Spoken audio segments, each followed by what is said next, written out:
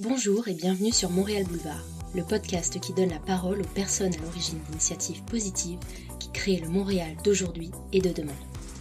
Je suis Aurélia, je suis architecte et créatrice de contenu et j'habite à Montréal depuis mars 2019. Dans ce podcast, je vous partage des petites perles que je découvre au fur et à mesure de ma vie à Montréal. Les sujets abordés sont divers et sans limite, alors si vous avez des suggestions, vous pouvez m'écrire par courriel ou sur Instagram. Les liens sont au bas de la description de l'épisode. Si cet épisode vous a plu, n'hésitez pas à le partager à un ou une amie que cela pourrait intéresser. Avant de vous présenter mon invité du jour, je voulais vous annoncer qu'avec Stella Skupalassani, fondatrice de Chut, les femmes parlent, qui a d'ailleurs été mon invitée dans l'épisode 26 du podcast, nous lançons notre mastermind En avant toutes. Imagine que tu puisses rencontrer des femmes qui, comme toi, ont parti leur projet, se posent beaucoup de questions et rêvent de s'entourer de personnes aux compétences multiples. Imagine que tu puisses parler de prix sans tabou, aborder les défis que tu rencontres ouvertement et obtenir des stratégies d'autres femmes en affaires pour atteindre de nouveaux clients, créer ton image de marque ou encore fixer des prix qui reflètent ta valeur. Imagine encore que tu puisses trouver des réponses à tes questions grâce à un réseau divers de femmes avec lesquelles tu serais facilement connecté. Maintenant, imagine que tu puisses prendre un pas en avant pour faire grandir ta business et atteindre tes objectifs en surmontant les obstacles qui, seuls, t'empêchent d'avancer. Est-ce que tu le ferais ? Eh bien, c'est ce qu'on propose avec Stella dans notre mastermind En avant toutes. Et si tu as envie de candidater pour t'inscrire à ce mastermind et participer à la première rencontre d'information qui aura lieu le mardi 18 mai sur Zoom, alors je te mets plus d'informations dans la description de l'épisode ainsi que le formulaire d'application, en espérant t'y rencontrer. Cette semaine, dans le podcast, j'ai le plaisir de recevoir Sarah Mbala, fondatrice de la chaîne YouTube et podcast Woman Talk That Talk. Cette conversation a été pour moi super enrichissante et j'ai hâte de vous la faire découvrir car le parcours de Sarah est vraiment inspirant. On a parlé du processus qui l'a menée à la création de sa chaîne YouTube et podcast, de comment accepter l'image qu'on renvoie sur les réseaux sociaux, de son apprentissage du français en seulement 1 an et bien d'autres choses super passionnantes et inspirantes. Avant de lancer l'épisode, je voulais aussi vous annoncer que j'ai été l'invitée de Sarah sur sa chaîne Woman Talk That Talk pour la saison 4 de son émission, qui justement vient de sortir. Et dans cet épisode, j'ai parlé d'entreprendre à Montréal. L'épisode sera a priori diffusé le 22 juin sur sa chaîne YouTube, alors stay tuned. Je vous laisse désormais découvrir notre conversation et bonne écoute. Alors bonjour, aujourd'hui je suis avec Sarah de Woman Talk That Talk. Sarah, est-ce que tu peux te présenter, nous présenter ce que tu fais, etc. Hello, salut Aurélia, merci beaucoup d'avoir invité à ton podcast. Alors, que je me présente, c'est toujours compliqué de me présenter, qu'est-ce que je raconte? Ce que tu veux. Ok, donc Sarah, je suis créatrice de contenu pour contenu mode, un peu style et lifestyle. Après, je suis aussi donc la fondatrice et créatrice du podcast YouTube émission, de l'émission plutôt, Woman Talk That Talk, qui est une émission qui aborde les sujets, tous les sujets en général qui concernent les femmes. Et en dehors de ça, dans la vraie vie, en fait, le temps de pouvoir gagner des sous avec ce que je fais dans la création de contenu, je suis adjointe administrative ici à Montréal. Ok. Ouais. Et donc tu dis que donc on est à Montréal et je sais que tu es française.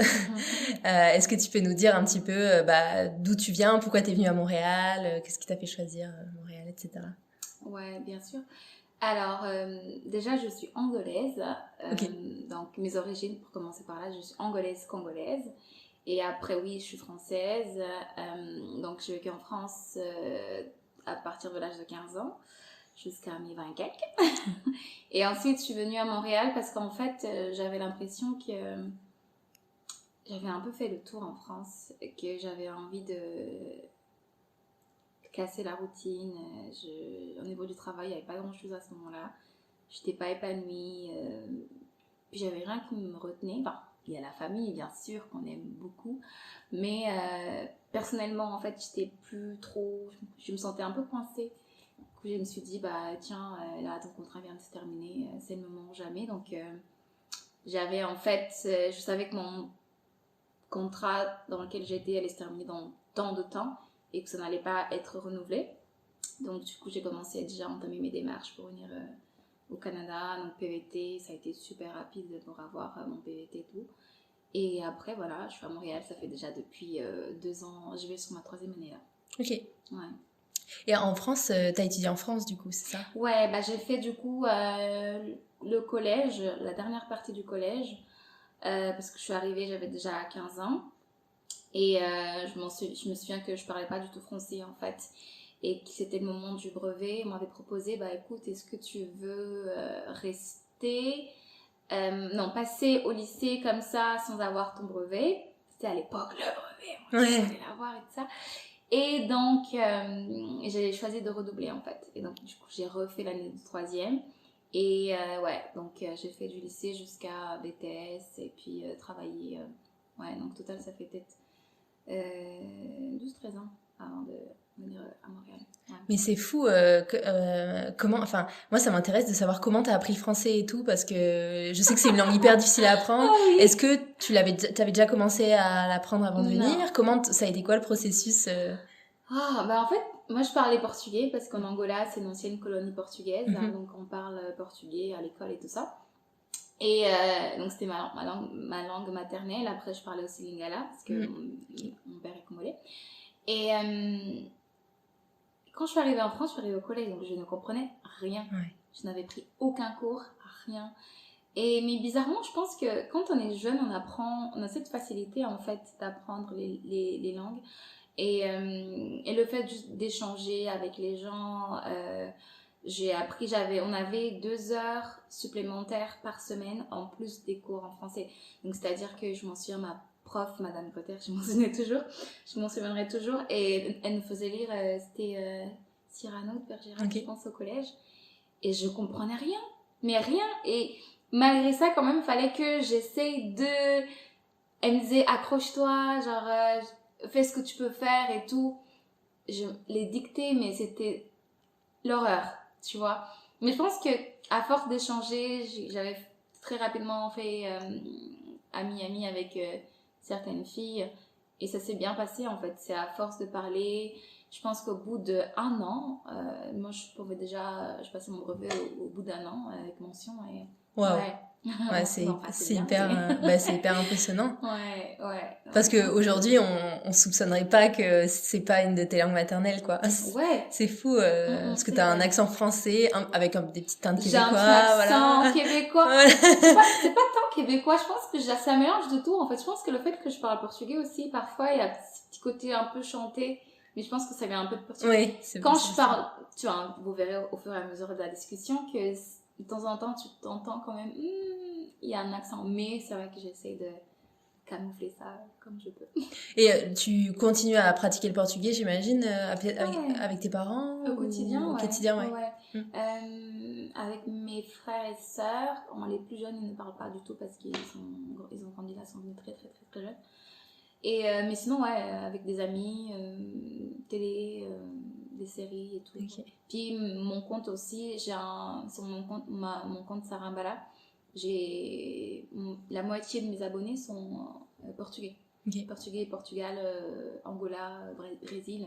Okay. Donc du coup, ça me permet aussi de Oui, tu fais tes contenus en les 2 langues souvent, ouais. Ouais, dans les 2 langues, ouais. Français, portugais.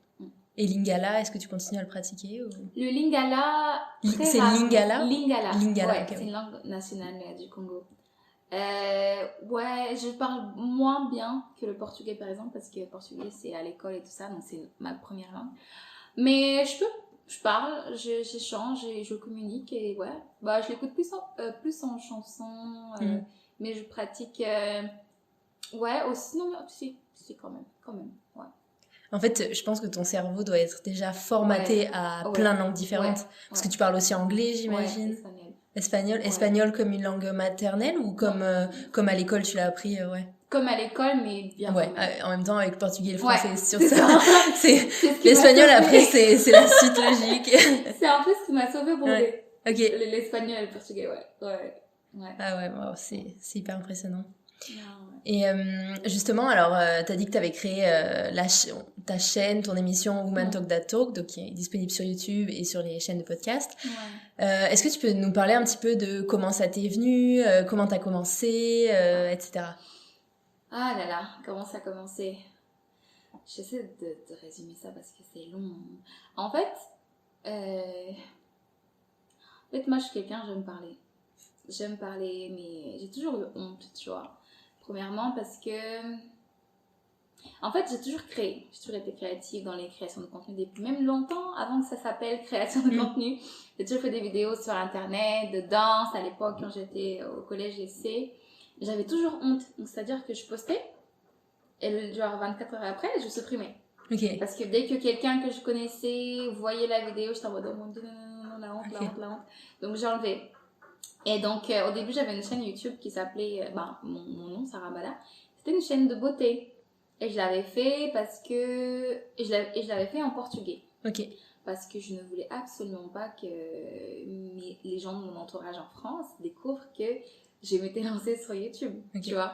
Et donc, après, la chaîne a fait le temps qu'elle a fait et tout, donc ça marche normalement bien.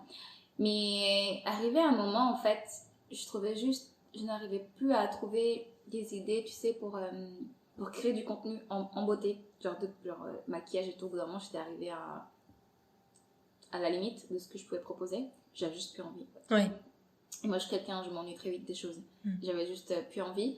Et après, je me suis rappelé que j'ai toujours voulu avoir une émission, un show et tout. Et je me suis dit, mais attends, je vais faire une émission, mais est-ce que je la fais en portugais? Et j'avais déjà, peut-être, c'était en 2017, où j'étais déjà en mode, ok, on va faire une émission. Et après, je me suis dit, non mais attends, t'es en France, Sarah, ils vont me demander pourquoi tu fais ça, nanana. J'avais toujours honte parce que, en fait, je parle français, mais dans ma tête, j'ai toujours mon accent, tu vois. Toujours en mode, ouais, parce que à chaque fois, les gens, ils demandent toujours, ah, ton accent vient d'où? Et juste ça, dans ma tête, en fait, c'était chiant. Donc, je voulais pas avoir une émission où les gens allaient commenter, ton accent vient d'où? Nanana. Donc, du coup, je repoussais, en fait, l'idée, je disais, oh, je veux avoir mon émission, mais j'ai pas envie que les gens parlent de pourquoi j'ai fait ça et tout.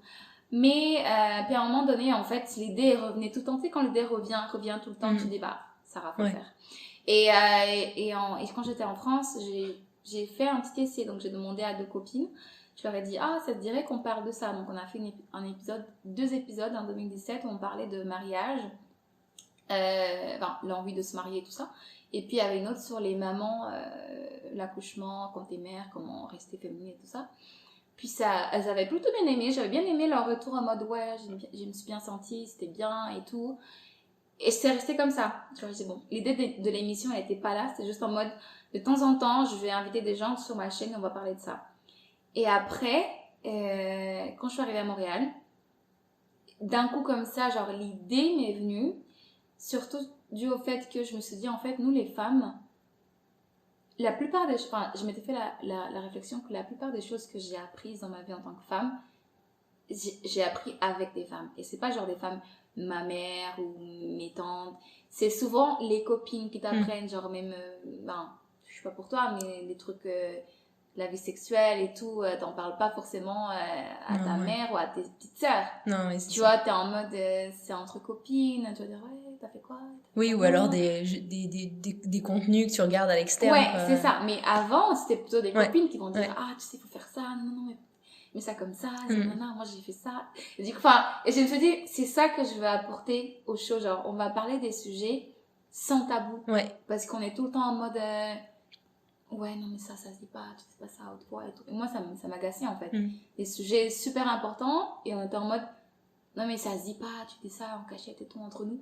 Et je voulais apporter ce entre nous aux yeux du grand public en fait. Ouais. Et ça a été comme ça que c'est devenu l'émission parce qu'on a j'ai l'impression que tu me diras ou pas que toutes les femmes ont des choses à dire. Oui, c'est sûr. Je te donne un micro, ouais, Aurélia, qu'est-ce que t'en penses de ça? T'auras un avis. Peut-être pas sur le même que le mien, mais il y a toujours une expérience qui demande que tu peux t'exprimer. Et c'est comme ça en fait. Le nom m'est venu comme ça.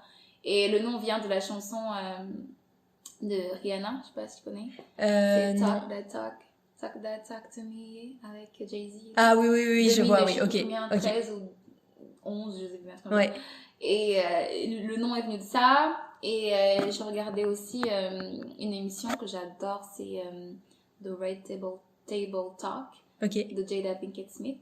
Je sais pas si tu connais. Non, je connais. Elle fait avec sa mère et sa fille Willow, et elle parle de tous les sujets, mais la façon dont elle aborde les sujets, j'adore. Et du coup, je me suis dit, c'est ça que je veux être comme ça et tout. Ouais, et du coup, j'ai pris Woman pour les femmes et Talk That Talk de la chanson de Rihanna. Ok. Donc, de base, c'est Talk That Talk, des trucs sales, mais j'ai tourné ça en mode tabou, tu vois. Ouais. Mais du coup, c'est une émission quand même féministe que tu as. Et quand est-ce que tu as commencé à t'intéresser au féminisme? Quand est-ce que tu dirais que tu t'es sentie féministe? Et puis, c'est quoi le féminisme pour toi, d'ailleurs? Tu vois, cette question, je la trouve hyper marrante. Pourquoi? Parce que moi, quand je l'ai lancée, je n'avais aucune idée que cette action de créer une émission, de parler qu'avec des femmes, pour des femmes, pour moi, c'était normal, en fait. Et en aucun moment, j'ai fait le lien avec le féminisme, en fait. Et je m'étais même pas... C'est pas des recherches que je faisais, je n'avais aucun... Enfin, ma vie, je la vivais, quoi. J'ai un truc que je le disais, ou pas, parce que j'ai toujours été un peu... genre, je dis pas tout ce que je pense. Genre, je le pense, mais je dis pas autre. Ouais. Et là, maintenant, tu me dis féministe. Il y a aussi... Ça me fait penser à ce que... récemment, une fille m'a envoyé un message en mode « Oui, Sarah, est-ce que... on voudrait faire une interview d'une femme féministe, non, d'une activiste féministe. » Et j'étais en mode non, non, je ne veux pas ce titre. Enfin, je le trouvais un peu énorme. J'étais en mode, mais non, mais je suis pas ça. Moi, tu me dis activiste féministe, je pense à, je sais pas. Au Femen. Ouais, au groupe des suffragettes, des choses comme ça, en mode gros truc, tu vois. Et j'étais en mode non. Moi, pour moi, c'est juste normal de parler des femmes parce que je suis une femme. Et entre femmes, on se comprend mieux, on a des choses à dire et c'est bien qu'on s'entende, qu'on partage nos expériences. Je commençais à m'intéresser à ça au moment où j'ai lancé la chaîne Women Talk That Talk. Et parce qu'il fallait que j'alimente en fait les contenus et tout.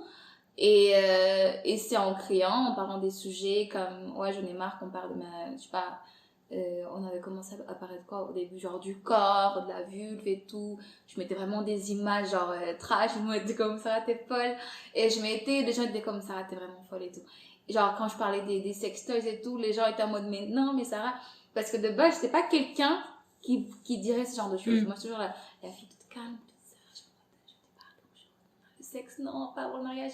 Tu vois, et d'un coup, en fait, et c'est la page qui a apporté en fait cette envie pour moi de découvrir. Donc, ce titre de féministe, ouais, je le suis parce que si c'est pour les droits des femmes et que pour l'équité, que chacune trouve sa place dans la société, dans ce cas, oui, je suis féministe.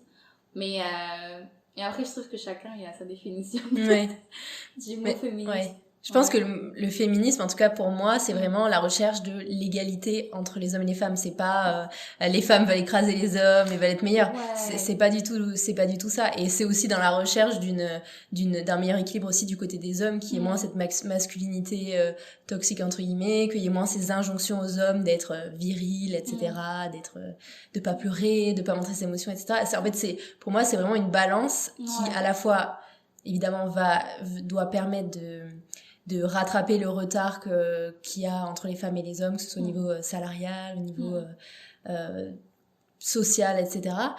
Et aussi aux hommes de pouvoir avoir le droit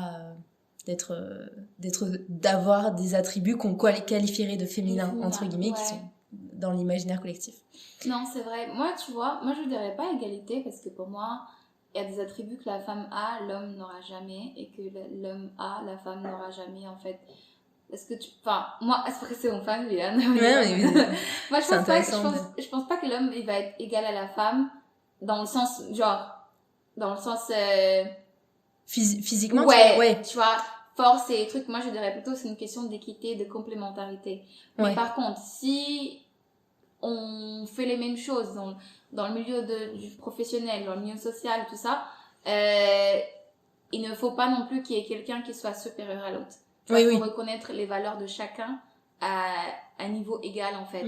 Mais bien sûr qu'on prend très bien compte que une femme ne pourra jamais être un homme ou un homme ne pourra jamais être une femme. Même si maintenant on sait qu'on peut Oui, c'est ça aussi. C'est que finalement, un genre particulier. Tout ça change aussi finalement. Des femmes trans, des hommes trans, des non-binaires, etc. Finalement, ces limites-là qu'on avait, elles se brisent peu à peu. Ça fait longtemps, je pense qu'elles se sont brisées, mais je veux dire, il y avait des gros tabous par rapport à ça, puis on en parle de plus en plus, donc on s'en rend compte. Mais c'est sûr, je suis d'accord avec toi. Par exemple, quelqu'un qui est né homme et qui s'identifie homme, et quelqu'un qui est né femme et qui s'identifie femme, physiquement, il y a des différences. Je veux dire, un homme ne connaîtra jamais une semaine de règles, une femme ne connaîtra jamais une érection matinale, par exemple. Voilà. Si c'est des personnes cisgenres, quoi. Et même genre, par exemple, on va dire, même les règles. Tu vois, nous, on en aurait pendant 5 jours. Donc, il y a dans le mois, chaque mois, il y a un moment où on aura besoin d'un break. Ou pas, parce que d'autres femmes comme avec mes symptômes de migraine, toi tu disais pareil, t'as besoin genre fais pas chier, je suis comme ça. Un homme il aura jamais ça. Oui, non, c'est ça. Et donc quand t'es dans un milieu de travail, ça aussi, faut aussi le normaliser en fait, tu vois. Mais ça veut pas dire que ouais moi je suis féministe, c'est-à-dire que même si j'ai mes règles, parce que je suis féministe, genre l'homme en fait dans sa pensée, comme tu veux être égal à moi, que tes règles ou pas, tu vas venir comme ça, tu mets un pantalon sans tu vois. Donc c'est dans ce milieu-là que je dis équité, je comprends dans ce sens-là, un peu comme on en parle d'ailleurs de plus en plus du congé menstruel. Je sais pas si t'as déjà entendu parler. Je suis un compte qui s'appelle, je pense c'est Les Simone, ou je sais plus si c'est ce compte-là ou un autre. C'est un média qui donne des actualités sur les femmes dans le monde. Et en fait, on parle de plus en plus d'un congé menstruel qui donnerait aux femmes peut-être quelques jours dans le mois pour au cas où elles aient vraiment des règles douloureuses ou fatigantes, etc. Et ça, en effet, c'est vraiment la question de l'équité, parce que finalement, si on cherche l'égalité pure, ce serait nous les hommes, nous aussi on doit avoir ce congé-là. Oui, mais c'est l'équité, c'est comme par exemple une femme qui accouche. Forcément elle va avoir plus de congés qu'un homme, même si c'est discutable, mais au moins qu'elle ait une portion plus grande pour se remettre physiquement et qu'après le congé paternel soit égal au congé maternel. C'est vraiment important, je pense, pour l'égalité justement. C'est vraiment important. Pourquoi est-ce que même pour l'homme c'est injuste aussi. Peut-être qu'il aurait envie de profiter plus de son enfant à la maison alors qu'il doit retourner. C'est quoi, une semaine, 14 jours? Non, en France, je crois que c'est passé à 3 ou 4 semaines, et au Québec, c'est quand même, en fait, au Québec, c'est partagé entre les deux. Enfin, c'est pas obligatoirement partagé, mais tu peux te partager un an de congé parental. Mais c'est pas, en fait, le fait que ce soit pas obligatoire de partager, ça reste quand même que l'égalité est pas réelle, parce que je sais qu'il y a des pays, par exemple les pays nordiques, Scandinavie, etc., de Scandinavie, il y en a certains qui obligent de prendre moitié-moitié, ce qui fait aussi que ça crée moins de discrimination à la femme à l'embauche, parce que c'est ça en fait le principal facteur de discrimination. C'est une des clés à l'égalité, c'est genre le congé parental qui est égal. Même si par exemple une femme ne voudra jamais d'enfant, même si une femme elle dit moi de toute façon j'aurai jamais d'enfant, il y a toujours ce truc genre t'es une femme, t'es en âge de procréer, donc potentiellement tu peux nous lâcher pendant 9 mois, donc t'es moins payée et t'es moins bien considérée, tu vois. C'est ça. Mais oui, en effet, d'un point de vue le papa, c'est sûr qu'il y en a, ils souffrent de pas forcément avoir puis il y a toute une question derrière ça, parce que finalement comme souvent les hommes gagnent mieux, ils ont meilleur temps de laisser le plus de congés à leurs femmes qui gagnent moins bien, puisque le salaire est diminué. Voilà, c'est ça, et la femme gagne moins bien parce que tu vois, c'est tout un cercle. C'est vrai. Tout un cercle vicieux. Mais en tout cas, c'est intéressant ta vision du féminisme. C'est vrai que le mot équité est moi important. je dirais toujours équité. Je sais pas si t'es sur Clubhouse. Non. T'es pas la team iPhone. C'est qui pour la team iPhone? Oui, c'est ça, exact. Mais en tout cas, il y avait une discussion, je me souviendrai, parce que j'ai fait un épisode sur le féministe. C'est quoi finalement être féministe? Ça va venir dans la saison 4 de Women's Attack. Et en fait, parce que le sujet est venu il y a très longtemps, mais le jour où je préparais, par hasard comme ça, je rentre sur Clubhouse et je tombe sur cette room, parce que c'est des rooms en fait, des salons de discussion. Et là, ça parlait de féministes. Des féministes qui cancel les autres femmes qui ne s'identifient pas au féminisme. Ok, tu d'accord. vois. Et ça a duré, je te mens pas, plus de 5 heures. C'est-à-dire, elle les empêche de rentrer? Elle cancel. En fait, non, elle cancel dans le sens, en fait, il y a beaucoup de féministes qui se disent féministes qui vont en fait cancel, tu sais, le cancel culture. Oui. En mode... c'est soit t'es comme ça, soit t'es autrement, sinon on te bâche complètement. On te met de côté, tu sers à rien. Et en fait, toutes ces femmes genre qui portent le voile, qui sont féministes, toutes ces femmes qui ne veulent juste pas avoir ce nom de féministe, et moi je trouve que c'est leur droit en fait. Genre, et il y en a plein qui leur disent ouais mais non, vous êtes, je sais pas, comment, vous êtes genre... Enfin, j'ai oublié le nom en question, si je me rappelle, je te l'enverrai. Mais c'était vraiment genre, vous êtes pas des vendus, mais en mode, vous allez à l'encontre de notre bataille en fait. Ouais. Mais en fait, finalement, on se bat pourquoi? C'est pas pour être libre. Ouais, exactement. Ça, c'est tout le problème du féminisme. J'imagine, c'est des femmes blanches, occidentales. Oui. C'est ça, c'est tout le problème du féminisme occidental. D'ailleurs, j'avais fait un post sur Instagram là-dessus. Le féminisme intersectionnel et décolonial. C'est ça. Et en fait, le féminisme, en effet, c'est pour que les femmes puissent choisir peu importe quoi. Donc, que des femmes puissent choisir de devenir un homme, que des hommes puissent choisir de devenir une femme s'ils veulent, de se voiler, de s'habiller comme elles veulent, d'avoir des enfants et de jamais travailler si elles en ont envie, ou alors ne pas avoir d'enfants et travailler toute leur vie. Enfin, c'est ça en fait l'essence du féminisme, et le féminisme intersectionnel et décolonial, et le féminisme occidental, lui il va vraiment dire, enfin il y a une espèce de c'est ça, occidental, et on appelle ça un peu mainstream, enfin tu vois, un peu le fait de dire toutes les femmes doivent être comme ça. Elles se basent en fait, tu sais, elle se base sur le modèle d'une femme blanche athée, tu vois, ce qui est pas forcément cisgenre, hétérosexuel, etc. Et qu'il y a plein de réalités. Moi, je trouve que c'est dommage parce qu'il y a plein de réalités autour. Et si on n'est juste pas capable de reconnaître les différences de chacune, entre nous déjà, on s'attaque. Mais on n'est même pas en fait convaincante aux yeux de la société en fait. Moi je me dis mais c'est ça, parce que en fait ça crée de la division face à des gens qui eux s'unissent pour des causes d'extrémisme quoi, tu vois. Et c'est ça le problème. Et on peut pas tu sais, c'est tout le problème de la généralisation. On peut pas généraliser un mouvement. Oui, le féminisme c'est un mouvement qu'on peut généraliser à toute l'humanité, mais en même temps on peut pas dire on doit être toutes comme ça, etc., parce qu'il y a autant de femmes, enfin il y a autant de façons d'être femme que de femmes sur terre quoi. C'est ça. Donc c'est sûr que, mais c'est intéressant justement dans ton émission, t'abordes plein de sujets différents, puis en plus en tant que femme noire, t'abordes des problématiques qui concernent aussi les femmes noires ou les femmes racisées en règle générale. Par exemple, j'avais écouté celui sur l'excision. Moi, par exemple, j'y connais pas grand-chose. Mais je pense que t'en as 2 sur l'excision. Ouais, j'en ai 2 sur l'excision parce qu'en fait, parce que je pourrais même en avoir tous les jours sur l'excision parce que c'est une pratique qui se fait et que c'est présent et que c'est juste pour moi, c'est un crime contre l'humanité, tu vois. Et quand tu dis que j'aborde ce genre de sujet, c'est parce que de base, moi non plus, je suis pas concernée. Mon pays le pratique pas. Je n'ai jamais fait face à quelqu'un, en tout cas, qui m'a avoué comme ça, moi j'ai été excisée et tout.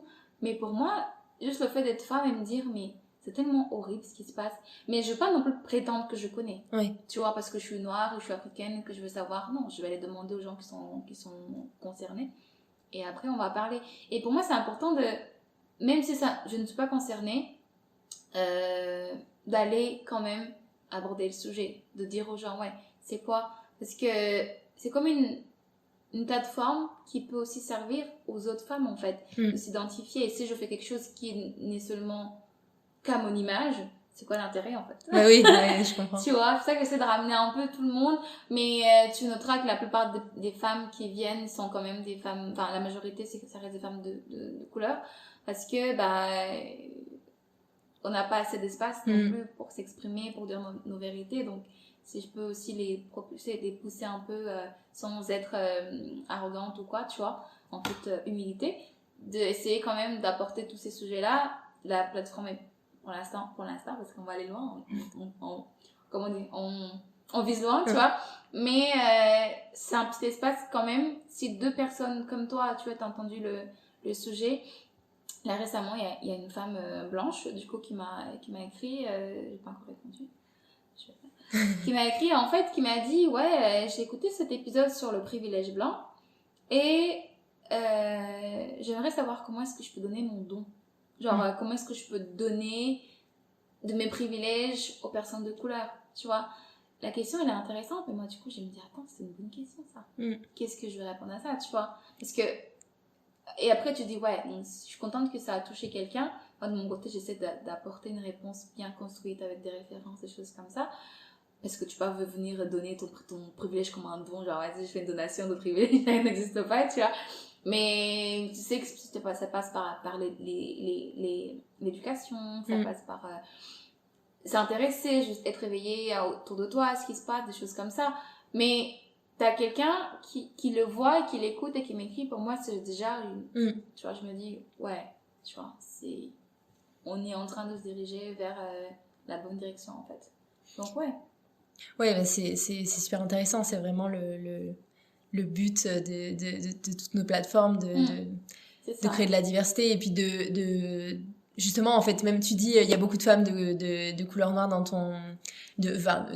beaucoup de femmes de couleur en général, mais en même temps, on se rend compte, moi, j'ai écouté aussi celle sur le colorisme, etc. Et en fait, j'en avais déjà conscience, mais tu sais, il y a plein de problématiques au sein de chaque communauté, en fait. Ouais, c'est pas tous les noirs sont comme ça, tous les asiatiques ont ça, il y a autant de problématiques que de personnes dans cette communauté finalement, et puis c'est hyper intéressant. Ça. Genre, même toi dans ton podcast, les gens que tu interviews, oui. c'est souvent quand même des personnes qui te ressemblent. Oui, la plupart. Oui, c'est ça. C'est sûr que on a un biais en fait. Ouais. Tu vois, et justement, moi c'est ça. J'essaye de plus en plus de suivre de personnes de plein d'origines différentes. Ouais. Et c'est ça aussi qui me pousse. Je me dis, mon feed Instagram, faut qu'il change. Tu vois, que ce soit au niveau des nationalités, au niveau des ethnies, au niveau des et c'est important. Donc c'est hyper intéressant. Mais aussi, je pense que tu sais, par exemple, moi je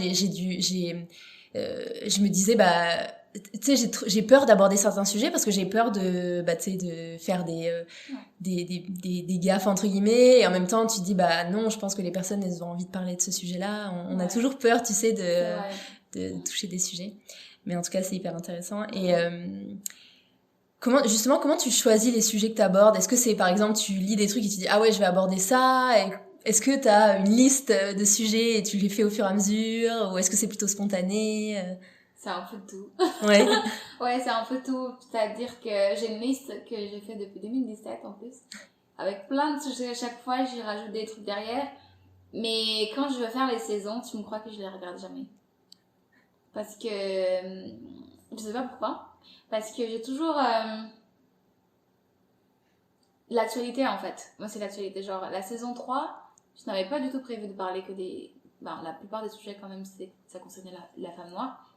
Parce que c'était une période où, tu sais, avec le mouvement Black Lives Matter, c'était un peu... on se levait pour parler contre le racisme, contre les inégalités, contre les injustices et tout ça. Et pour moi, c'était juste plus que clair. J'en parle tous les jours. Mais pour moi, c'était important de faire cette saison. Et là, j'ai mis tous les sujets, le colorisme, le privilège blanc, l'image de la femme noire, l'excision, des choses comme ça.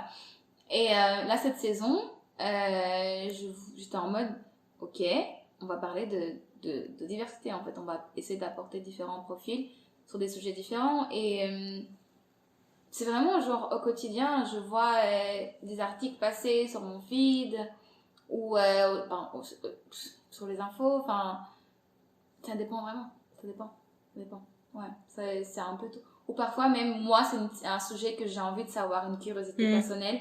Et je me dis, ouais, faut que je trouve quelqu'un qui soit au courant. Parfois, c'est les gens même qui viennent, genre, l'épisode sur le féminisme, c'est même elle-même qui m'a dit, écoute, j'aimerais bien parler...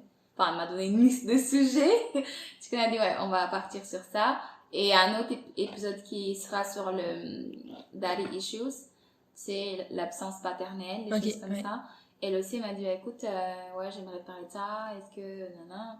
Je dis, ouais. Et c'est un des épisodes qui a été le plus difficile pour moi de tourner. Et quand elle m'a proposé, j'étais en mode, je suis pas prête. Et puis elle m'a dit, allez, ça, je dis, oh, ouais, c'est vrai que je suis vraiment sortie de ma zone de confort, parce que c'est un des sujets très, très difficiles. Donc, c'est ça, en fait, les gens me proposent, parfois c'est moi qui ai envie de répondre à une curiosité, Parfois, c'est les news, l'actualité qui alimente les trucs. Ouais. Et quand tu dis par exemple des sujets qui sont difficiles à aborder, comme ce que tu disais, est-ce que c'est difficile à aborder parce que toi tu te sens pas à même de poser les questions, t'as peur de faire des gaffes ou en règle générale, ou c'est pour quelle raison Ouais, il y a des sujets, c'est vrai que c'est quand même des sujets que j'ai pas fait parce que j'avais peur de poser des questions.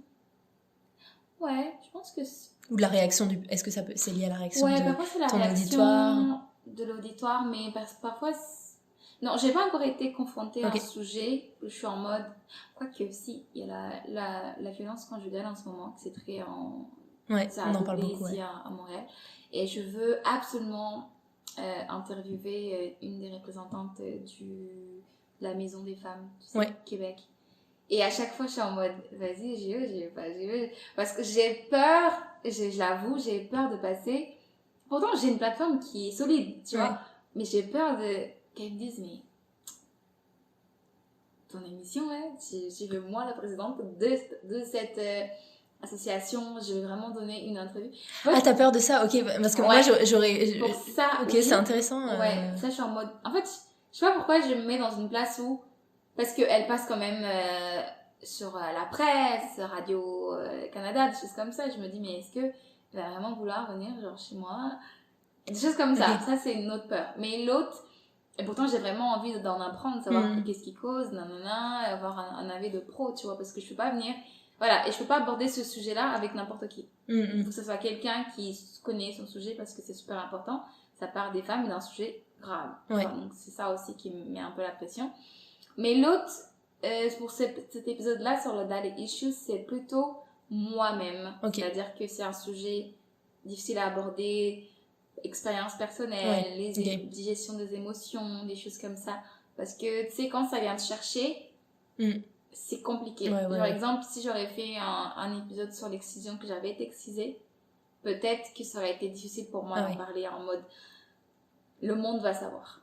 Tu vois, des sujets comme l'abus sexuel, je suis pas prête.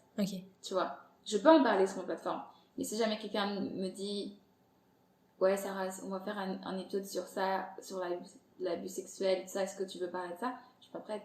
Parce que je sais que c'est un sujet personnel, vécu, et qui est difficile pour moi de briser cette box que j'ai fermée. Mais je vais finir par y arriver parce que c'est le but de la chaîne. Et c'est un sujet qui doit être abordé à un moment donné dans l'émission. Mais je suis en mode mollo. Je comprends, mais c'est sûr que quand ça vient te chercher, c'est ça, les peurs comme ça. C'est pas évident, puis on sait qu'on va être écouté, quoi. C'est pas juste une discussion entre deux personnes, donc tu te dis, tu veux pas trop en dire trop sur toi non plus, et c'est de me dire, est-ce que je suis prête?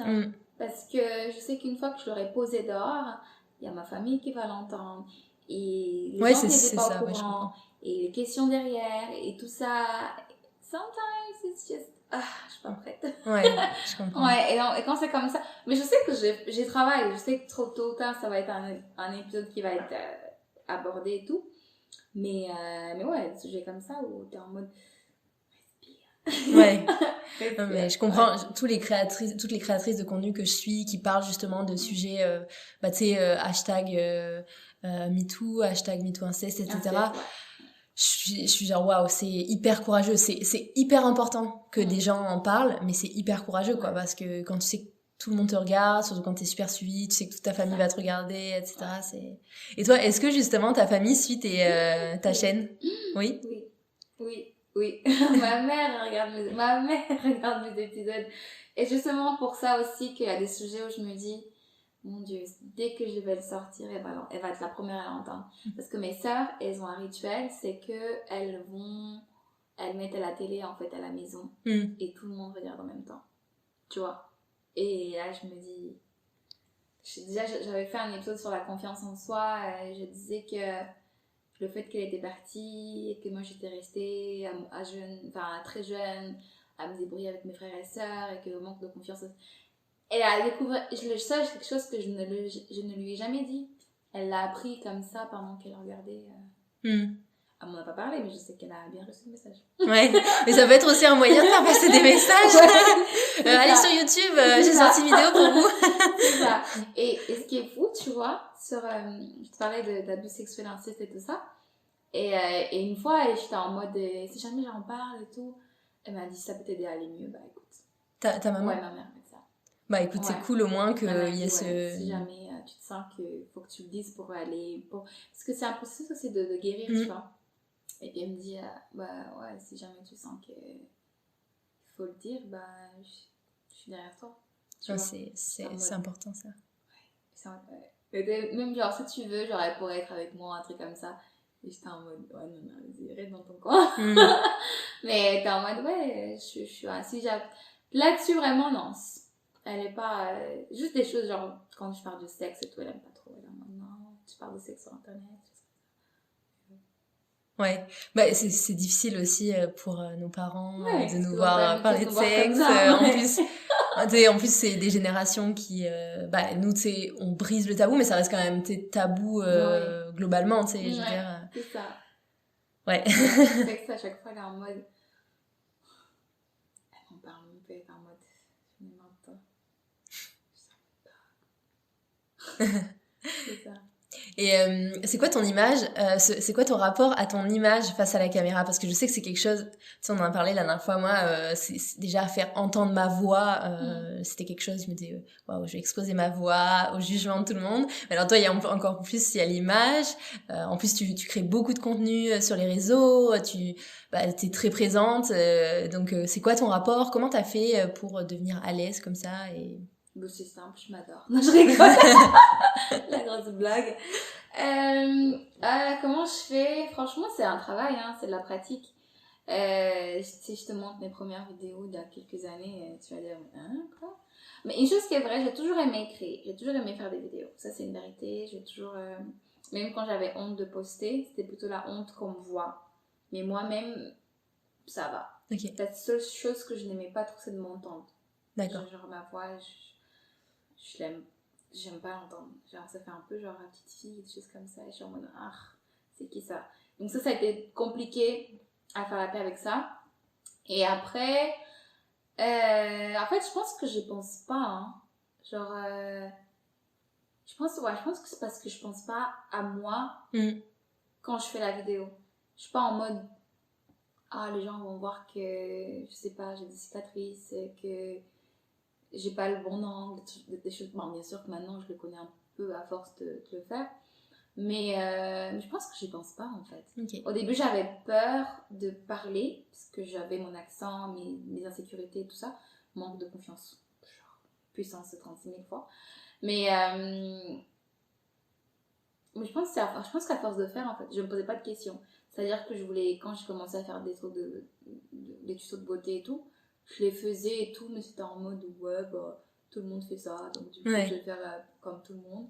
Donc, mais quand j'ai commencé à parler des choses sérieuses comme l'émission, c'est là où j'ai commencé à me dire, oula, attention, parce que les gens vont regarder, et parce que ce que tu vas dire,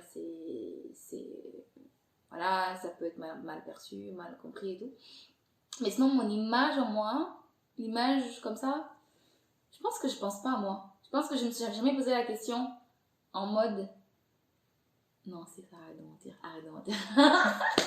Non, j'arrête ça. Si je remonte quand même à quelques années, je flippais, comme tout le monde un peu, tu sais, t'aimes pas trop ton physique, t'es en mode les gens vont me trouver grosse, les gens vont me trouver pas assez droite, pas assez machin, mais après j'ai arrêté juste de me poser la question. Ouais. C'est ça en fait. C'est ça, voilà. J'ai arrêté de me poser la question de quoi j'ai l'air. J'ai me dit maintenant, j'aime ce que j'ai fait, je poste. Okay. Tu vois. Puis si jamais je change d'avis, je l'enlève. Ouais, ok. C'est comme ça que je fais maintenant. Donc tout ce qui est vidéo de mode et tout, ça fait longtemps, hein.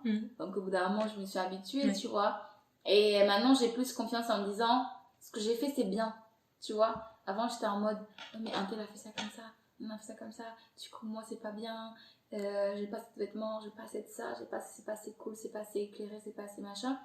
Maintenant, j'ai plus confiance en mon contenu. Je me dis ce que je fais, c'est bien. Et donc, et je sais que j'ai juste compris que je ne serai jamais la meilleure dans tous les cas. Je je serai jamais la plus belle, je serai jamais... Il y aura toujours plus beau que moi, meilleur que moi, plus stylé, bien foutu, bien coiffé, mieux truc. Il y a encore des jours où je vais voir des... Je sais pas si tu connais Aïssa Moment. Non. Non, attends, je vais donner une référence française, genre... sur YouTube. Sur YouTube, qu'est-ce que je regarde de français? Je regarde que des américaines. Tu m'avais pas dit que tu regardais aussi Crazy Sally? Crazy Sally, ouais, tu connais Crazy Sally? Ouais. Non, Crazy Sally, non, je sais pas trop. Je sais pas d'insécurité quand je regarde. Ouais, non, elle est plutôt. Si, parce que niveau intellectuel, elle est super, super intelligente. Ouais. Puis ses montages sont toujours bien faits. Mais c'est pas elle que je veux. Je veux quelqu'un. Tu connais Caroline le receveur? Ouais. Ouais, Caroline, exemple. Une personne que j'ai unfollow, par exemple, l'année dernière. Moi, si je l'ai unfollow. Je me suis dit, mais pourquoi je regarde ça, quoi? Ouais, elle me rendait. Ouais, pareil. Et du coup, j'ai unfollow. C'était trop. Elle et. Peut-être tu connais pas Fanny Nekesha. Non. Et c'était trop aussi. J'étais en mode, je suis plus capable. Et c'était trop. J'étais en mode, non, mentalement, ça va plus. Elles sont trop. Et tu vois, une meuf comme Caroline. Maintenant tu la mets genre en mode émission et des fois je me dis mais je fais pas assez femme, tu vois. Genre j'aurais jamais autant de bijoux, de bagues bien posées, j'aurais jamais... Ouais, ça m'arrive quand je poste les épisodes, je suis en mode ouais, mon émission il fait pas assez femme, tu vois. En ce moment je suis en mode ouais, je veux que ça fasse femme. C'est pour ça que je te disais ouais, cette saison on n'est plus en pyjama, maintenant on est habillé en mode correct, classe et tout, parce que je suis en mode je veux faire femme, tu vois. Je pense que maintenant mes insécurités c'est un peu comme ça, mais c'est plus trop mon image genre physique et tout. Je pense que j'y pense plus. Parce que je me dis comme tu m'as dit pendant qu'on a fait l'épisode, est-ce que je m'arrête à mon apparence ou est-ce que je vais fournir à l'information qui va en sortir derrière? Et c'est comme ça que je fais. Y a pas de... Faut juste pas penser à toi en mode, pas être égoïste en mode mon Dieu, on va voir tout le monde va me juger, ouais, tout le monde va mon travers, mon nez, ma bouche, mon Dieu, il va y avoir un scandale parce que je suis mal coiffée, parce que j'ai pas mis le bon vêtement, j'ai pas de Gucci. Non, quand t'enlèves tout ça, je pense que tu dis c'est mon contenu en fait que les gens veulent voir. Ouais. Tu vois, j'aurais fait la vidéo sur l'excision en pyjama. Les gens... Bon, je reste quand même correcte parce que faut respecter quand même le public. Mais sinon, tu vois, j'étais pas en mode... ouais, il faut que je sois habillée comme ci, comme... Tu vois, non, tranquille. C'est le contenu qui est là, tu vois. Les gens, ils vont le recevoir ou pas. J'avais pas de haut Chanel, mais les gens ont écouté avec mon multicolore. Ouais. Et c'est passé. Mais au final, les gens, on se rend compte qu'ils nous suivent aussi parce que c'est nous aussi et qu'ils aiment bien aussi ce qu'on transmet, l'image qu'on transmet. Ouais. C'est toute la question. Tu vois, par exemple, tu donnais l'exemple de Caroline Receveur. C'est sûr que elle se montre... Bon, ça fait au moins 1 an que j'ai arrêté de la suivre, mais elle se montre... tu sais, elle montre que les aspects parfaits, quoi. Mais c'est sûr qu'elle a des moments où ça va pas bien, où elle est mal habillée, où elle est boursouflée, où elle se lève le matin, elle a une sale tête, tu vois. Mais elle montre jamais ces aspects-là. Et c'est ça le problème, en fait. C'est ça le problème de toutes ces personnes qui apparaissent parfaites sur les réseaux. Bah, c'est qu'en fait, du coup, elles vont créer, comme tu dis, des insécurités, des complexes aux gens qui se disent « Ah ouais, mais moi, je suis toute la journée en pyjama, j'ai pris 10 kilos pendant le confinement, j'ai les cheveux gras. » Non, en fait, c'est tout le monde qui est comme ça. Mais ça dépend tellement des personnes qu'on suit. Et justement, le fait d'apparaître comme quelqu'un de plutôt plus normal, je pense que les gens, ça leur plaît. Peut-être qu'il y en a qui vont critiquer, c'est sûr, mais la plupart des gens, ça va les mettre à l'aise et au contraire, ils vont être plus admiratifs, je pense, que critiques. Puis après, en fait, on évolue, hein. C'est pas dit que demain, si j'ai la grâce de Dieu, et quand on finit en mode Louis Vuitton, ça sera quand je serai arrivée en mode Louis Vuitton, tu vois. Et je serai aussi en mode, attention les gars, je peux pas toujours aller comme ça, hein. Remonter voir les vidéos d'avant, tu vois. Rester quand même assez terre à terre avec les gens, tu vois. Alors Caroline, moi, quand elle a accouché, j'adore, hein, je la trouve une femme vraiment super, son parcours et tout, trajectoire, c'est super bien. Mais quand elle a accouché, j'étais en mode, mais attends, c'est quoi ce corps? Comment ça se fait qu'elle est déjà, genre, et j'étais en mode, non, je suis plus là-dessus, c'est pas possible. Genre, j'avais l'impression qu'elle était un être humain et moi, j'en avais pas une. Ouais, mais après, ce qu'il faut se dire, c'est que peut-être qu'elle a cette capacité à retrouver un corps parfait, mais elle a sûrement plein d'autres choses qu'elle n'a pas, que toi tu as, tu vois, aussi, c'est ça. Et ça se trouve, enfin, tu vois, ces personnes-là, ça se trouve, le soir aussi, elles sont sur leur réseau en train de dire, c'est, elle a écrit un livre, non, moi, j'ai pas écrit, enfin, tu vois, on est tous des questionnements, on a tous des insécurités. Et le problème, c'est de faire croire qu'on n'en a pas, de mettre des filtres tout le temps sur Instagram. Ouais, c'est ça. Mais moi, je pense qu'il faut juste pas penser à... En fait, oui, il faut penser à soi, c'est sûr, il faut s'aimer, tout ça. Mais je pense que quand tu crées sur les réseaux, tu vas... Moi, c'est comme ça que j'essaie de programmer. C'est que tu vas pour donner quelque chose. Tu vas pour lancer une idée, divertir, éduquer et tout. Donc, tu sais que les gens, ce que tu vas donner, les gens vont en tirer quelque chose, tu vois. Et donc, finalement, si les gens te suivent, sont abonnés à ton compte et tout, c'est parce qu'ils veulent voir quelque chose que tu veux leur donner. Mais si tu vas te retenir de le faire parce que, oh mon Dieu, je suis pas maquillée, j'ai pas ça, les gens, ils sont déjà là, quoi. Ouais. Donc, quand ils sont venus, t'étais déjà pas maquillée. Ouais. Donc, pourquoi est-ce que tu veux te... Tu vois, moi, c'est comme ça que j'essaie de... Après, ça a l'air simple comme ça, mais j'ai mes jours où je suis en mode fuck it, tu vois. Mais on essaye de se rassurer. En tout cas, c'est pas... en tout cas, c'est comme ça que je fais les vidéos. Bon, que je suis aussi à l'aise.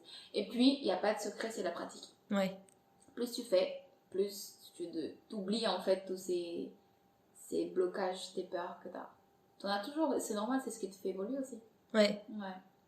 Ouais, je me souviens, il me semble, il y a quelques ans, t'as fait un Reels sur Instagram où tu disais, alors pour se prendre en photo, déjà vous mettez de la musique, c'est en mode, tu te dis que t'es belle, etc. Et en fait, finalement, il y a des petits tips, quand les créateurs de contenu sont derrière leur téléphone tout seuls, en train de se prendre en photo, ben, ils ont forcément des moyens, tu sais, de se dire, mais oui. Ça vaut le coup, tu vois. Et c'est ça, t'es en mode, allez, vas-y, je suis belle aujourd'hui.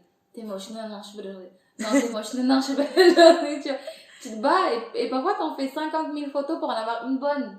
Et les gens ils savent pas ça. Ouais. Ils sont en mode mon Dieu que t'es photogénique. Viens voir dans mes photos, je vais te montrer c'est qui le photogénique. Puis t'es dit, enfin en plus, c'est tout un travail derrière. Ouais, oui, non, c'est clair. Ouais.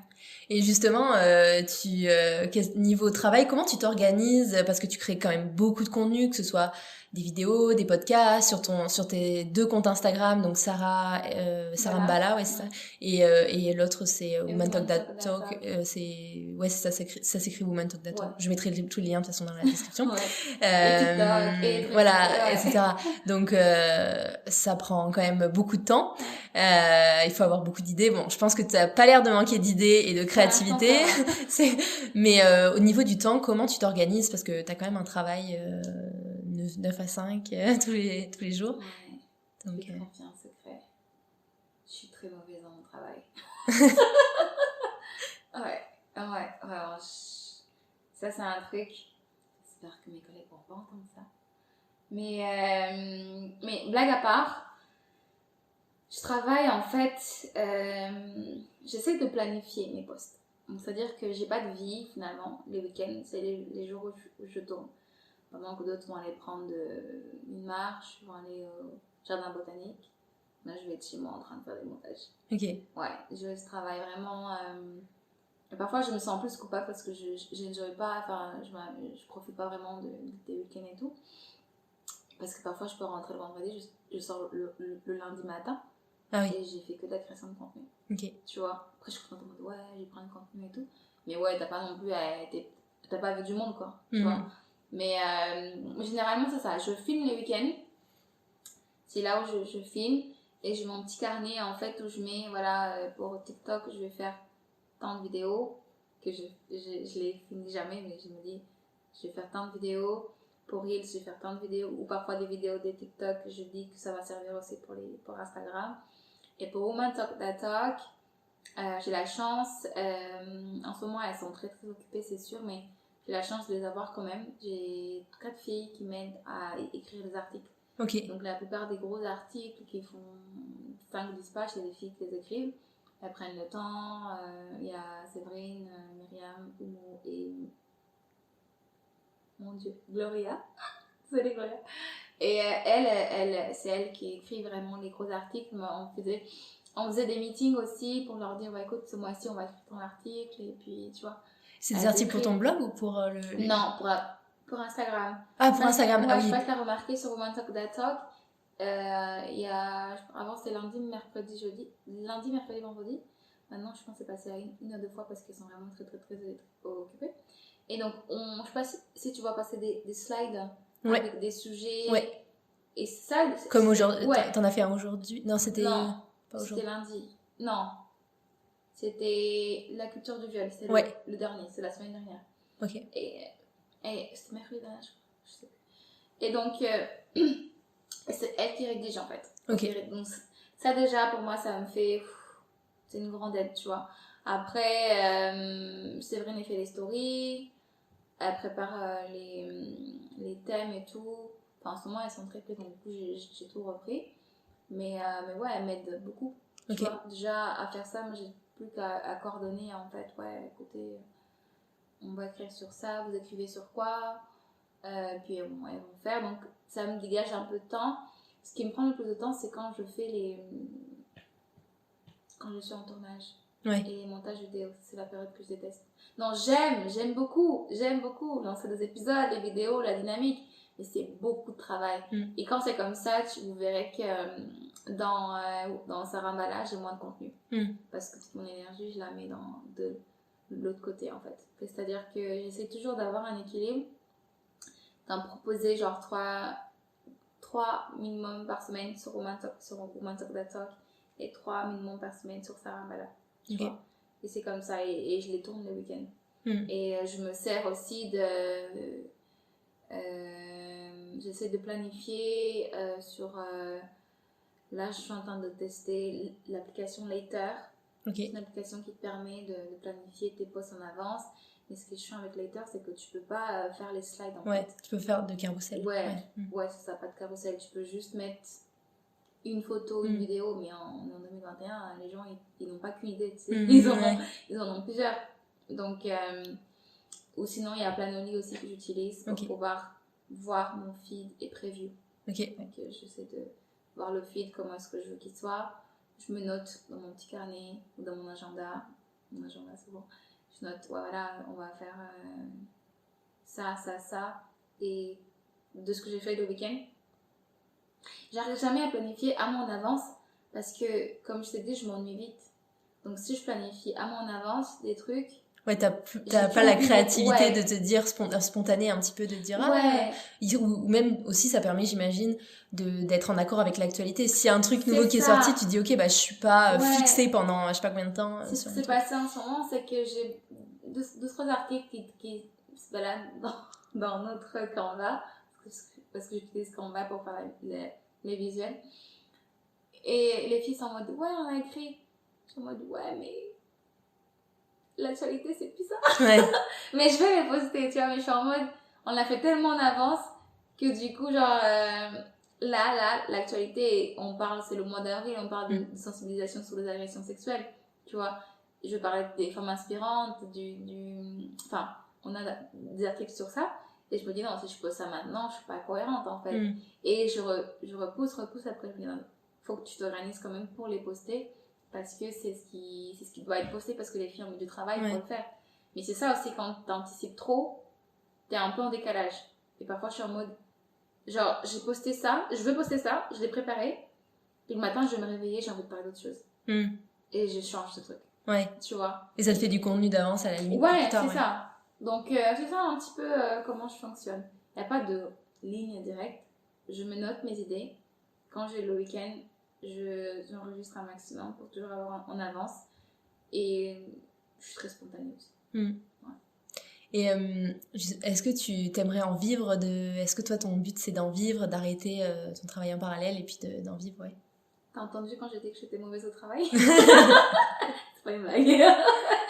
Mais oui, carrément. Ah ouais, moi ce serait le rêve. Ce serait le rêve. Et là, en ce moment, je suis vraiment en train de chercher le moyen de... Parce que là, je suis en permis fermé et avec mon employeur. Et je suis adjointe administrative, mais c'est pas ma passion, tu vois. Je le fais parce que bon, c'est du travail, ça paye correct, et puis voilà. Mais j'aimerais vivre, tu vois, parfois je passe 20 heures sur un montage vidéo. J'aimerais bien pouvoir en vivre. Ouais. C'est une passion, je ne vois pas leur passer, mais ce serait encore mieux si je pouvais... tu faire ça à temps plein, quoi. Ouais, à temps plein et en tirer du bénéfice. Et pouvoir avoir aussi te créer une vie plus slow, entre guillemets, en parallèle aussi. Ouais, parce que c'est comme si tu avais 2 travails l'un à côté de l'autre, quoi. Mais c'est 2 travails, en fait. Mais carrément, c'est 2 travails, parce que moi, je fais la blague que je suis une mauvaise employée parce que je suis dans mon travail, mais je pense déjà, le prochain post, c'est ça. Je vais faire ça. Instagram, oh mon Dieu, j'ai une notification, ça. Et quand je termine la journée, et je me dis, bon, ok, là, il est 5 heures, j'essaie de me donner 2 heures par semaine au soir pour organiser les montages, des choses comme ça. Mais je ne tiens pas toujours. Je me dis, je me réveille plus tôt. C'est un truc, mais ouais, j'aimerais vraiment pouvoir en vivre. Ouais, j'aimerais tellement pouvoir en vivre. Avoir une émission de fou, une grande plateforme et tout. Puis ça tourne tout seul, tu vois, avec une équipe et tout. Tu connais la plateforme Girl Boss? Ouais. Ça, c'est mon objectif. Ok. Ouais, vraiment, ça, c'est ma vision. Restez, on va dire, stay tuned, parce que c'est sûr que ça va arriver. Alléluia. On va arriver sur les questions de la fin. Comment tu vois Montréal dans 5 à 10 ans? Waouh! Moi, Montréal même, ou moi dans Montréal? Montréal, la ville de Montréal. C'est une super bonne question, ça. Je pense que déjà, quand on sera sorti de la pandémie, donc on va recommencer à vivre, donc dans 5-10 ans, mais je pense qu'elle va continuer de se développer déjà. Le milieu entrepreneurial, j'ai l'impression que c'est ça l'avenir ici à Montréal. Et aussi qu'il y aura encore plus de Français qui vont débarquer. Il y en a plusieurs qui m'ont donné cette réponse. Ça, c'est une certitude. Parce que tous les jours, j'avais ça. Alors, Sarah, c'est comment Montréal? C'est comment le Canada? Parce que je fais des projets. Ouais, donc dans 5-10 ans, il y en aura encore des petites familles là qui vont arriver. Est-ce que moi, je serai encore? Je sais pas. Ouais. L'avenir me dira. Je sais pas. J'arrive pas à me projeter sur 5 ans comme ça, sur une même ville. Surtout en ce moment, c'est encore plus difficile. Donc, c'est un peu compliqué. Mais ouais, une ville qui continue de grandir, beaucoup d'entrepreneurs, et on va créer encore plein de choses pour faire vivre la ville. Et est-ce qu'il y a des personnes qui t'inspirent, connues, pas connues? T'as parlé de... je sais pas comment elle s'appelle. Smith. Jada? Ouais. Jada Pinkett Smith. Je l'adore, c'est ma mère dans le monde digital. Après, j'aime bien Aïssa Moment. Ok. J'aime bien... En fait, il n'y a pas vraiment de nom comme ça, tu vois. À Montréal, j'aime bien... comment elle s'appelle? J'ai fait un live avec elle en plus. J'aime bien Adetola, je la trouve une femme super inspirante. Je la suis depuis que... Ouais, elle est incroyable. Donc Adetola, Stella, elle est super dynamique. Chute les femmes parlent, elle est super dynamique, elle est super... elle est tout le temps... elle sait où elle va, tu vois, en tout cas. Ouais, j'ai l'impression elle est hyper inspirante. Elle est dedans, tu vois, et moi je trouve ça incroyable. Et même l'évolution de sa plateforme et tout, je trouve ça... Vraiment, c'est... Voilà. Impressionnant, ouais. Et après, et puis ça, et puis à côté de ça, j'aime bien Jamila Touré, je sais pas si tu connais. Non. Et c'est une créatrice de contenu aussi, elle est vraiment super, je la trouve. Elle a sa plateforme qui s'appelle Sayaspora. Ok. Trop bien, mais vraiment. Je vais noter tout ça dans les liens de l'épisode. Vraiment. Et puis voilà, Jada Smith, Gabrielle Union, Gabrielle Union, Angela Davis, et puis ouais, C'est pas mal? Ouais, c'est pas mal. Là, on a de Ouais. quoi Oh, faire. en France, c'est Rokhaya Diallo Ouais. et Assa Traoré. Ouais, Ouais. deux grandes femmes inspirantes. Rokhaya Diallo, mais je suis amoureuse de cette femme. Je suis Ouais. passée 1 heure en train de scroller ses vidéos comme ça sur Instagram. Ouais, en plus, elle entre son podcast, entre toutes ces luttes, enfin, c'est hyper, c'est incroyable ce qu'elle fait. Elle est fou. Chaque fois que je la regarde, je me dis, si je pouvais être aussi intelligente, rien ne m'arrêterait. Ben, Oui, c'est le cas, hein. C'est une intelligence, chercher, ouais. chacun a son C'est vrai. intelligence. Et... Non, quand je dis intelligente, c'est genre la connaissance qu'elle a. Parfois, elle donne des références. Ouais, elle est hyper cultivée, quoi. Et même les gens sont en train de la perturber, mais elle reste imperturbable. Elle est focus, genre. J'aimerais avoir son sang-froid. Ouais, vraiment. Mais j'imagine qu'elle a dû faire un gros travail pour en arriver là, parce que franchement, c'est je pense. hyper impressionnant, quoi. Tu la vois sur les plateaux de télé, elle ne lâche rien. Elle ne lâche rien, cette femme. Et chaque fois, je suis vraiment en admiration, mais totale. Et qu'est-ce qu'on peut te souhaiter pour la suite, alors? Beaucoup de succès. Beaucoup de santé pour pouvoir aboutir tous ces projets, réaliser tous ces projets. Ouais. En tout cas, on va continuer à te suivre. Je vais mettre tous les liens vers ta plateforme. Bientôt la saison 4 qui va sortir. Donc, sûrement en même temps que l'épisode. Oh, nice. À peu près. Donc, comme ça, les gens, vous pourrez aller voir la chaîne Women Talk That Talk. Et puis découvrir la nouvelle saison. Mais il y en a déjà plein des vidéos. Donc, en attendant, vous pouvez déjà aller voir. Carrément. Écoute, merci Aurélia, ça a été super sympa cette discussion. Je l'appréhendais un petit peu, j'étais en mode qu'est-ce que je racontais, je parle trop. Mais j'espère que j'ai pas trop parlé. Ah bah non, au contraire, c'est hyper intéressant. Les gens vont pouvoir savoir qui est derrière, évidemment, ils te connaissent, mais tu sais, en savoir plus sur toi. Il y a plein de choses que j'ai dit là que je n'ai jamais dit sur mes plateformes. Ok, écoute... Scoop. Ok, on a des scoops. Merci à toi. Un plaisir, merci beaucoup de m'avoir invitée. Merci à Sarah pour cette conversation. J'espère qu'elle vous aura autant plu qu'à moi, et si vous voulez découvrir son travail et éventuellement lui écrire, je vous invite à la suivre sur YouTube, sur toutes les plateformes d'écoute de podcast pour sa chaîne Women Talk That Talk, et sur son compte Instagram du même nom. Tous les liens seront dans la description de l'épisode. Suivez-moi sur Facebook, sur Instagram, @montrealboulevard.podcast. Je partage régulièrement des choses qui pourraient vous intéresser. À bientôt!